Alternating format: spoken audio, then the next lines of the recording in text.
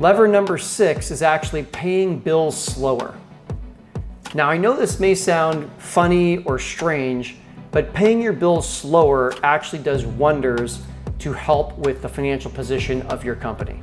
To show you what I mean, check out this table right here. Now you can see that this company has these sets of revenues and expenses. Here are 3 different scenarios for how this company can pay its bills. It can pay the same day, it can pay once per week, or it can pay once per month. As you can see, paying every single day leads to this company running out of money, having multiple days that they're actually upside down and out of money, which leads to tons of stress. Now, if they choose to just flip how they pay their bills to being once per week, they still will run out of money, but that point will come a few days later in the month. The entrepreneur will also have fewer days where they're upside down, and they'll also have less overall stress.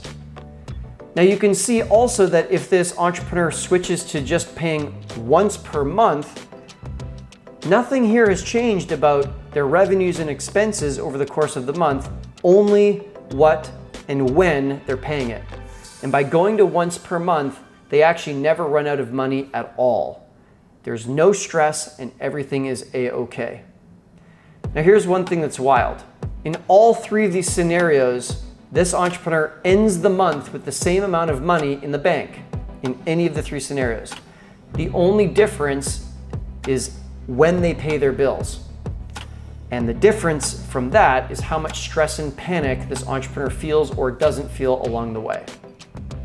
As much as possible, and still while remaining in integrity with the contracts and agreements that you've signed, see if you can move to paying less often.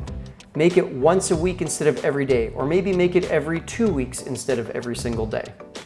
Obviously, we need to respect the agreements that we've made, but by paying slower, you will have more cash in your bank. And a side bonus is the total time that you spend paying bills will actually get a lot faster. And that's simply because you'll be batching your bill payments together. Instead of having to log on to online banking every single time there's a single bill, pulling up the invoice, figuring out who you got to pay, et cetera. No. Now you can batch it all together, log in once to online banking, pay bill, close it down and forget about it for another week or 2. That batching really does save you time. Once that's done, I recommend that you consider changing how you negotiate with any new vendors that you have. Set up something called a standard terms of payment. This is my company's standard terms of payment right here. Feel free to copy it if you like. Then every time that you enter into a new negotiation with a new vendor, maybe that's for a website or with a marketing firm, make sure that you use these standard terms of payment. The standard terms of payment outline how you'll pay them, how often you'll pay them, and that's the magic piece right there. You'll tell your vendors that you pay them once per month or maybe every other week, whatever flow works for you. And by getting all of your vendors moving forward into that sync, you're moving closer and closer to having the optimized solution. Once you've got that in place, the next step, if this makes sense, is actually to renegotiate with your current vendors. Now, sometimes you don't want to upset the fruit basket. Things are going well and you really don't think they'd be cool with it. But if you can, see if you can renegotiate so that you pay your vendors less often. They'll still get the same total amount of money. You're just going to pay them a little bit less often to streamline your operations. Now, this is what I would say to a vendor. I would say, hey, I've really appreciated working with you and I want to continue working with you for many months to come. My business is growing. I've got more people. The complexity is going up internally behind the scenes in my business. I'm wondering if you'd be willing to help me streamline my operations so that I can continue paying you on time every single time. The change I'm looking to make is instead of paying you the same day or the same week, is to batch all payments I pay to all vendors to once per month. If you can work with me on that, I feel very confident that we'll be continuing to work with you and that we'll be continuing to successfully pay you on time each and every single time. Can you help me in that way?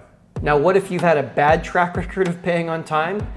This kind of conversation is the perfect conversation to say, you know what? I acknowledge that I've been bad at getting my payables paid to you on time. I feel horrible about that. One way I'm going to remedy this is by batching all my payments together and doing it consistently at the same day, at the same time, every 2 weeks or once per month, whatever you choose. That way I can get into a great rhythm of paying you on time every single time, which I've felt horrible about in the past, and I want to right this wrong. Now, if you want to go super elite on paying bills slower, you can do what I do. And that is to have a cutoff date on the 30th of every single month. Any invoice that comes in during the month gets paid at the same time, but we don't pay on the 30th of the month, we pay on the 15th of the following month. So what that means is even if we receive invoices at the very last minute on the 30th day of the month, we still get bare minimum 15 days of leeway to make sure the invoices are looking good, we have payment information, the invoice is complete, and then bang, we pay it all at once on the 15th.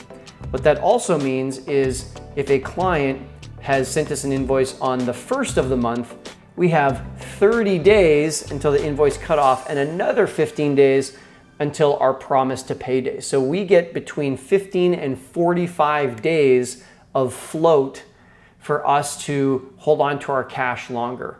That's what we do. That's what our standard terms of payment are.